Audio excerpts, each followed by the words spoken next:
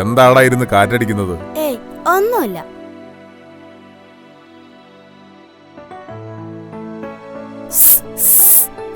ഇവനിത് എന്തു പറ്റി? എന്താടാ നിനക്ക്?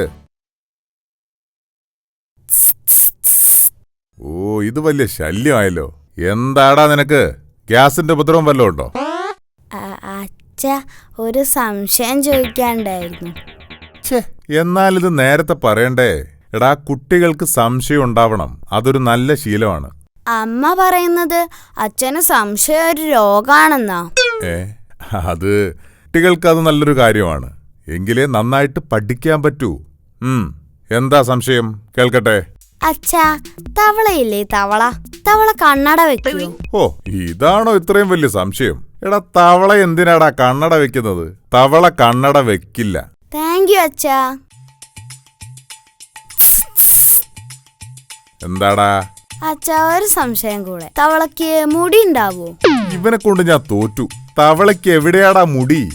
അത് ശരി, തവളക്ക് മുടി ഉണ്ടാവില്ലല്ലേ? ഇവന്റെ ഓരോ സംശയങ്ങളെ കൊള്ളാവുന്ന വല്ലതും ആണെങ്കിൽ തരക്കേടില്ലായിരുന്നു. ഓ, വീണ്ടും വന്നു. ഇനി എന്താടാ സംശയം? തവള മുണ്ടും ബ്ലൗസും ഇടുവോ? പിന്നെ തവള മുണ്ടും ബ്ലൗസും ആഭരണങ്ങളൊക്കെ ഇട്ട് അമ്മായിയുടെ കല്യാണത്തിന് പോവുകയല്ലേ. പറയിപ്പിക്കണ്ട എന്നെ കൊണ്ട്. അത് ശരി, മുണ്ടും ബ്ലൗസും ഇടുവില്ലല്ലേ? ഇവനെ കൊണ്ട് ഞാൻ തോറ്റു. എടി, ഒരു വടിയും എടുത്തേ. കുറെ നേരമായിട്ട് ഇവൻ എന്നെ ഇട്ട് കുരങ്ങ് കളിപ്പിക്കുന്നു. ഒരു സംശയം കൂടെ അച്ഛാ, ഒടുക്കത്തെ സംശയം. എന്താന്ന് വെച്ചാ ചോദിച്ച് തൊലയ്ക്ക്. തവളക്ക് നീന്താൻ അറിയോ? എടാ, തവള എന്ന് പറയുന്ന ജീവി വെള്ളത്തിലും കരയിലും ജീവിക്കും. കരയിലൂടെ ചാടി നടക്കും. വെള്ളത്തിലാണെങ്കിൽ നീന്തും. മനസ്സിലായോ?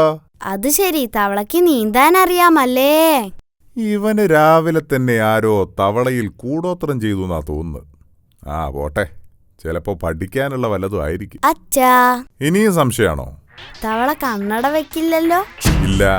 തവളക്ക് മുടി ഉണ്ടാവില്ലല്ലോ? ഇല്ലടാ. മുണ്ടും ബ്ലൗസും ധരിക്കില്ലല്ലോ? ഇല്ലെന്നല്ലേ പറഞ്ഞത്.